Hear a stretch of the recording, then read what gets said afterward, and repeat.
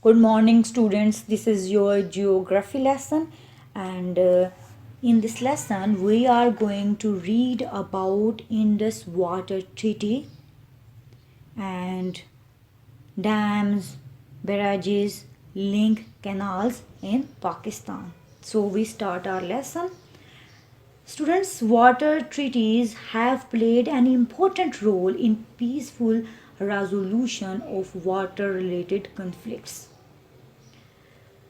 The Indus Water Treaty is one of the most liberal water distribution agreements between the two countries. The pact was signed between India and Pakistan in September 1960 in Karachi by Indian Prime Minister Jawaharlal Nehru and Pakistan President Ayub Khan.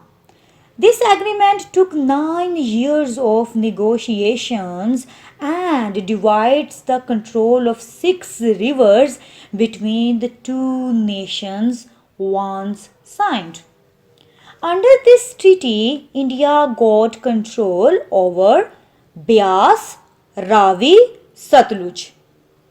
India got control over Beas, Ravi, Satluj, while Pakistan got control over India, Chenab, Jhelum.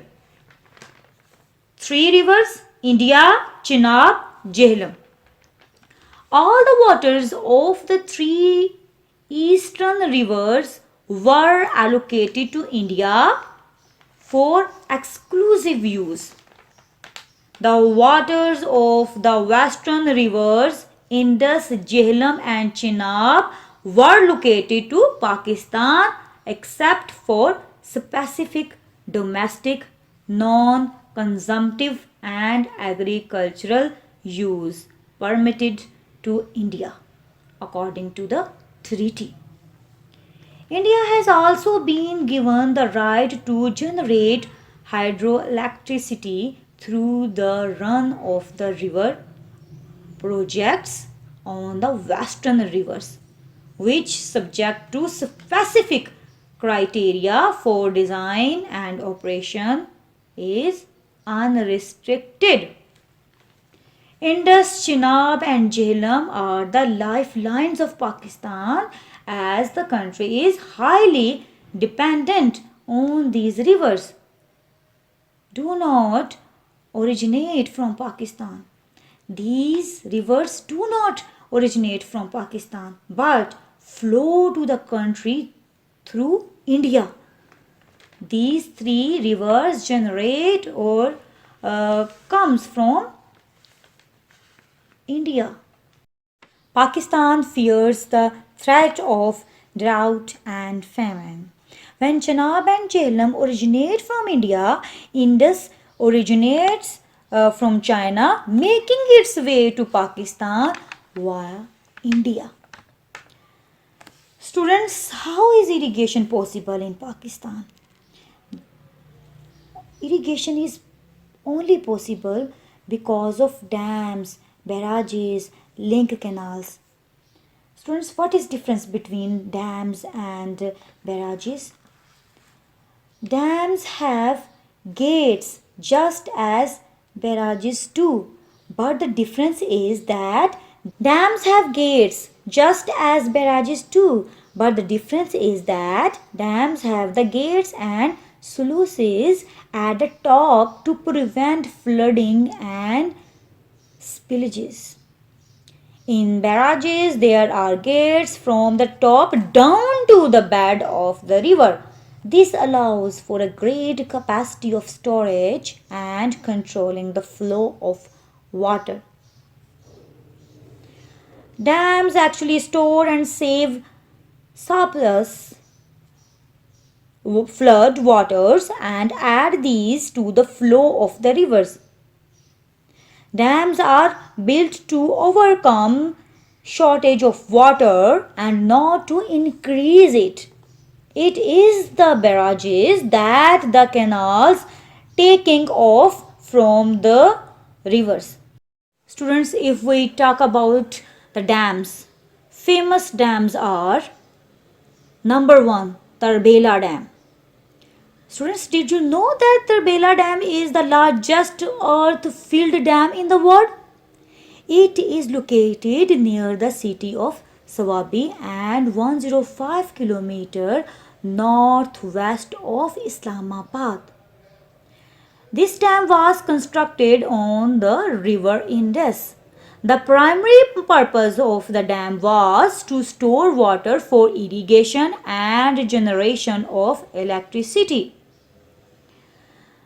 Then Mangla Dam.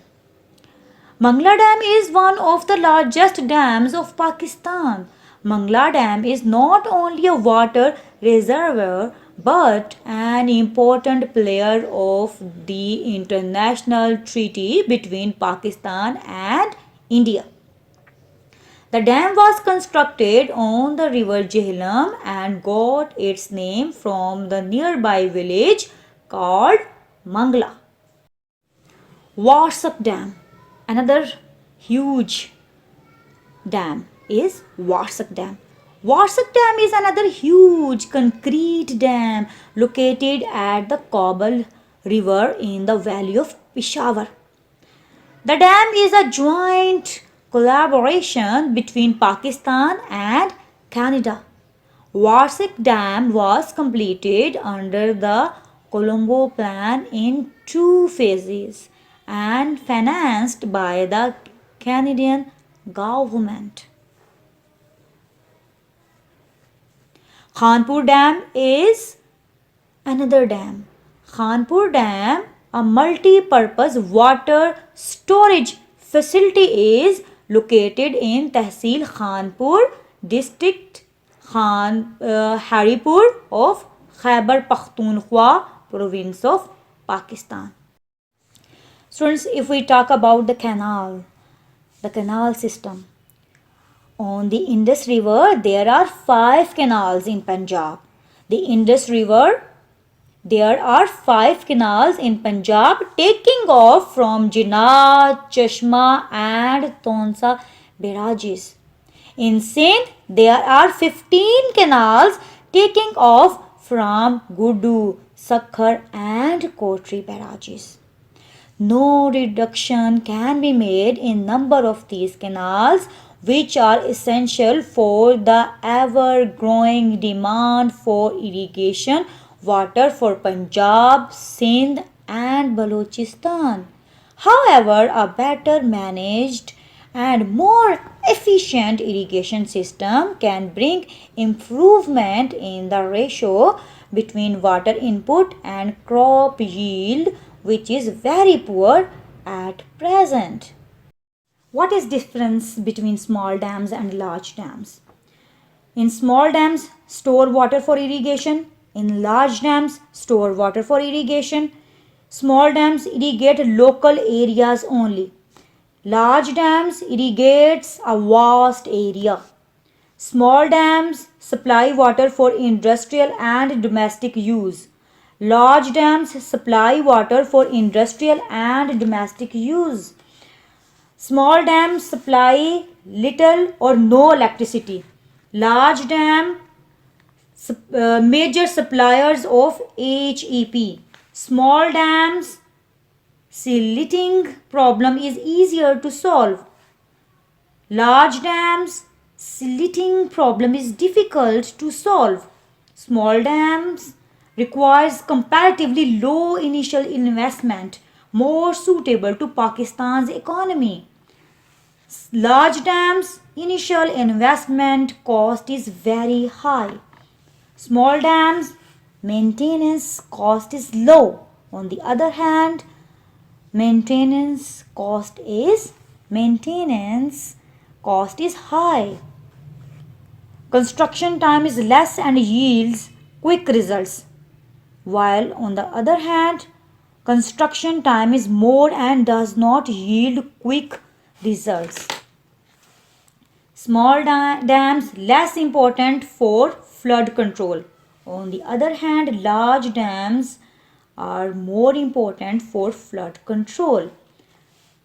Very few people are evacuated in order to construct the dam. On the other hand, large scale evacuation is required.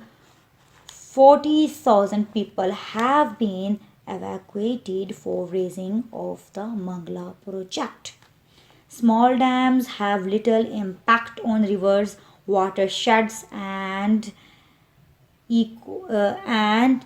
aquatic ecosystems. Large dams generally have a range of extensive impacts on rivers, watersheds, and aquatic ecosystems that are more negative and have led to irreversible loss of species and ecosystems. So, students, this is for today. I hope you have understood from this lesson. Thank you for listening. Take care. Allah Hafiz.